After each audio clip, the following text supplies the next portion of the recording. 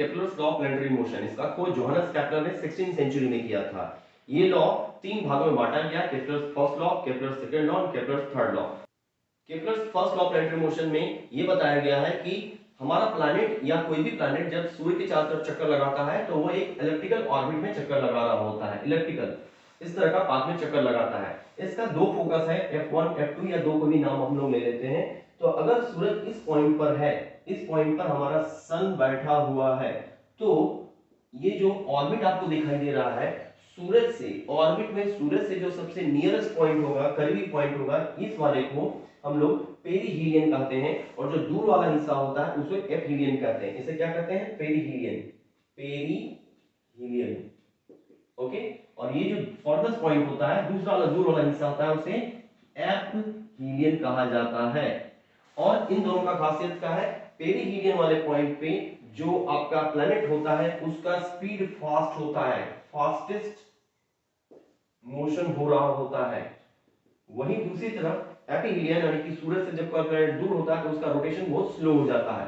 ये पूरे ऑर्बिट में सबसे स्लोवेस्ट स्पीड से मूव कर रहा होता है। ये होता है केपलर्स फर्स्ट लॉ। एक बार फिर से रिपीट करते हैं, केपलर फर्स्ट लॉ क्या कहता है? केपलर्स फर्स्ट लॉ कहता है कि प्लैनेट सूरज के चारों तरफ एक इलेक्ट्रिकल ऑर्बिट में चक्कर लगा रहा होता है।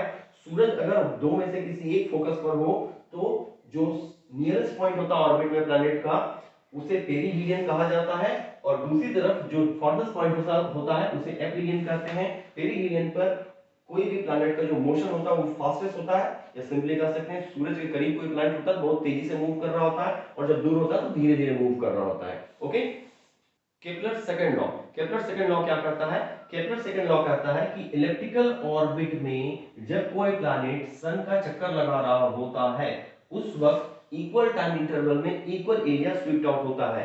मान लेते हैं किसी प्लैनेट को इस ए पोजीशन से बी पोजीशन जाने में 1 मंथ लगता है। कितना लगता है? 1 मंथ।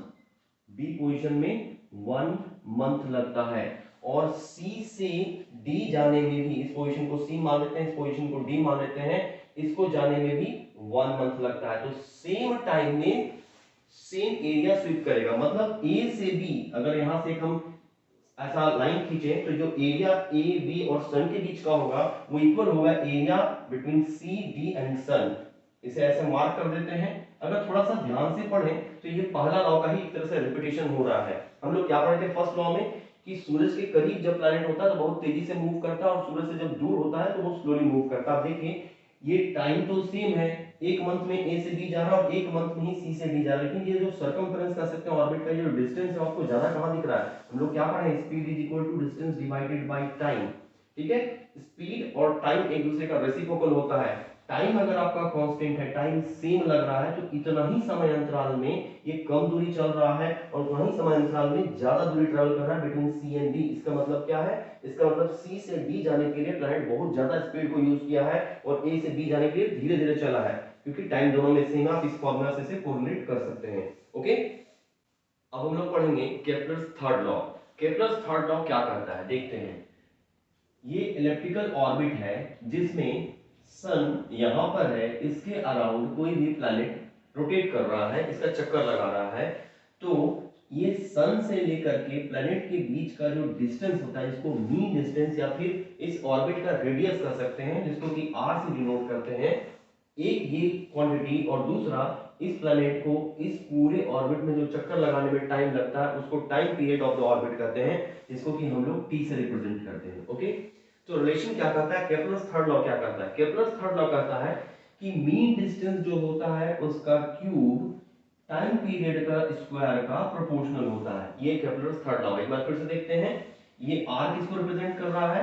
आर रिप्रेजेंट कर रहा है mean distance between sun and the planet. ठीक है, और इसका क्यूब जो होता है इस ऑर्बिट में एक रोटेशन में लगने वाला टाइम को टाइम पीरियड कहते हैं, उस टाइम पीरियड का स्क्वायर का प्रोपोर्शनल होता है। R cube proportional T square. ये है केपलर्स थर्ड लॉ। इसको थोड़ा सा डिराइव करते हैं। तो जब हम लोग प्रोपोर्शनल को हटाते हैं उसकी जगह कांस्टेंट आता है, तो R cube is equal to K for Kepler's constant यहां हो गया टी स्क्वायर। तो के को अगर हम रिमूव करें निकालेंगे तो आएगा तो R cube divided by T square. ये हो गया Kepler's third law of motion. Okay,